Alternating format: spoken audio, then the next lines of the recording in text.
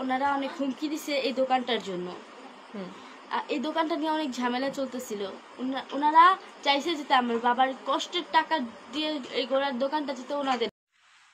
Hello দর্শক, গতকালকে যাকে নৃশংসভাবে হত্যা করা হয়েছে সেই সোহাগকে কেন নৃশংসভাবে চাঁদার জন্য হত্যা করা হইল? আসলে মূল চাঁদাই রহস্য ছিল না অন্য কিছু ছিল, যার কারণে এরকম তাকে বারবার পাথর দিয়ে আঘাত করে করে মারা হয়েছে? তো এই বিষয় নিয়ে বিস্তারিত থাকছে। আর সোহাগের মেয়ে সবকিছু বিস্তারিত বলবে। তো চলুন আসলে মূল কি কারণে তাকে এইভাবে হত্যা করা হলো বিস্তারিত শুনে আসি। ওনারা অনেক হুমকি দিছে এই দোকানটার জন্য। এই দোকানটা নিয়ে অনেক ঝামেলা চলতেছিল। ওনারা চাইছে যে আমার বাবার কষ্টের টাকা দিয়ে এই গোড়ার দোকানটা যেতে ওনাদের নামে করে দেয়। এবং কে ফোন দিছিল?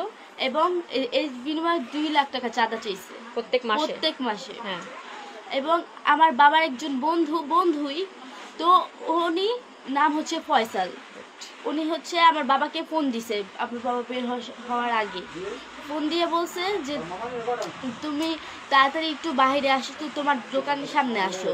আমার বাবা বলছে যে ওরা যেহেতু আমার হুমকি দিছে, ওগুলোর সাথে তো অনেক মানুষ ছিল, তো আমি কিছু মানুষ নিয়ে যাই। ওই লোকটা বলছে না, কোনো মানুষ লাগবে না, তুমি একা আসো। আমার বাবা তারপরে আমার বাবার যে একটা যার সাথে সবসময় থাকে, আমার বাবা যে সবসময় বাবার সাথে থাকে, ওনার নাম হচ্ছে ইসমাইল, এমডি ইসমাইল। ওনাকে বলছে যে আমি ইসমাইলকে নিয়ে আসি। উনি তাও বলছে যে ইসমাইলকেও লাগবে না, কাউকে লাগবে না, তুমি একা আসো। তারপর আমার ইসমাইল হচ্ছে 1 নাম্বার সাক্ষী। উনি হচ্ছে আমার বাবার সাথে সবসময় থাকে। ওনাকে নিয়ে যেতে চাইছে, কিন্তু ওনারা নিয়ে যেতে দেয়নি। একটা পরিকল্পনা করে এরকম হত্যা করছে। আমরা আমার বাবার হত্যার বিচার চাই। আসসালামু আলাইকুম, আমি হচ্ছে ভিকটিম যে লালচাঁদ উর্ফে সোহাগ, তার মেয়ে সোহানা।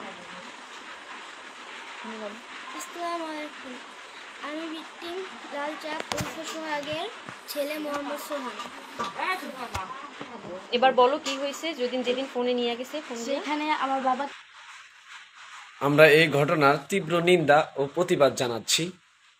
তো ভিডিওটি আপনারা বেশি বেশি করে শেয়ার করবেন ভালোবাসার মানুষেরা। আপনাদের উৎসাহ ভালোবাসা পেলে সামনে আরো ভালো ভালো ভিডিও দেওয়ার চেষ্টা করব। বিদায় নিচ্ছি, ভালো থাকবেন সকলে।